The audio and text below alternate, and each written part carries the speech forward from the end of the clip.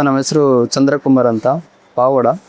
ನಮ್ಮ ಪಾಪಗೆ snake bait ಕಚ್ಚಿತ್ತು ತೋಟದಲ್ಲಿ. ಈಗ ನಾವು ಸ್ಟಾರ್ಟಿಂಗು ಪಾವಡ ಗೌರ್ಮೆಂಟ್ ಹಾಸ್ಪಿಟ್ಲಿಗೆ ಹೋದ್ವಿ. ಅಲ್ಲಿ ವೆಂಟಿಲೇಟರ್ ಅವಶ್ಯಕತೆ ಇದ್ದಿದ್ದರಿಂದ ಬೆಂಗಳೂರಿಗೆ ಬರ್ಕೊಟ್ರು. ಬೆಂಗಳೂರಿಗೆ ತುಂಬ ಲೇಟ್ ಆಗುತ್ತೆ ಹೋಗೋಕ್ಕಾಗಲ್ಲ ಅಂತ ಹೇಳ್ಬಿಟ್ಟು ನಾವು ನಮ್ಮ ಒಬ್ಬರು ಡಾಕ್ಟ್ರ್ ಇದ್ದರು, ಸಿದ್ಧಗಂಗಾ ರೆಫರ್ ಮಾಡಿದ್ರು. ಇಲ್ಲಿ ಸಿದ್ಧಗಂಗಾ ಹಾಸ್ಪಿಟ್ಲಿಗೆ ಬಂದು ಎಮರ್ಜೆನ್ಸಿ ವಾರ್ಡಿಗೆ ಎಮರ್ಜೆನ್ಸಿ ತೊಗೊಂಡ್ರು. ಚೆನ್ನಾಗಿ ಟ್ರೀಟ್ಮೆಂಟ್ ಕೊಟ್ಟಿದ್ದಾರೆ. ಐ.ಸಿ.ಯು ವಾರ್ಡಿಗೆ ಹಾಕಿದ್ರು. ಐ.ಸಿ.ಯು ವಾರ್ಡಿಂದ ಈಗ ಜನರಲ್ ವಾರ್ಡಿಗೆ ಶಿಫ್ಟ್ ಮಾಡಿದ್ದಾರೆ. ಚೆನ್ನಾಗಿ ಟ್ರೀಟ್ಮೆಂಟ್ ಕೊಟ್ಟಿದ್ದಾರೆ. ನಮಗೂ ತುಂಬ ಹೆಲ್ಪ್ಫುಲ್ ಆಗಿದೆ. ಇನ್ನೂ ಸ್ವಲ್ಪ ದಿನ ಡ್ರೆಸ್ಸಿಂಗ್ ಮಾಡಬೇಕು ಅಂತ ಹೇಳಿದ್ದಾರೆ. ಅದು ರಸಲ್ ವೈಪರ್ ಕಚ್ಚಿರೋದ್ರಿಂದ ಸ್ವಲ್ಪ ಟೈಮ್ ತಗೊಳುತ್ತೆ ಅಂತ ಹೇಳಿದ್ದಾರೆ. ಪಾಪು ಚೆನ್ನಾಗಿದೆ, ಏನು ತೊಂದರೆ ಇಲ್ಲ. ಇನ್ನೂ ಒಂದು 5-4 ಡೇಸ್ ಆಗ್ಬೋದು. ಹಾಸ್ಪಿಟ್ಲು ಚೆನ್ನಾಗಿ ಟ್ರೀಟ್ಮೆಂಟ್ ಕೊಟ್ಟಿದ್ದಾರೆ. ನಮಗೆ ಡಾಕ್ಟರು ತುಂಬ ಹೆಲ್ಪ್ಫುಲ್ ಮಾಡಿದ್ದಾರೆ. ಟೈಮ್ ಟು ಟೈಮ್ ಊಟ ತಿಂಡಿ ಚೆನ್ನಾಗಿದೆ, ಚೆನ್ನಾಗಿ ಕೊಟ್ಟಿದ್ದಾರೆ.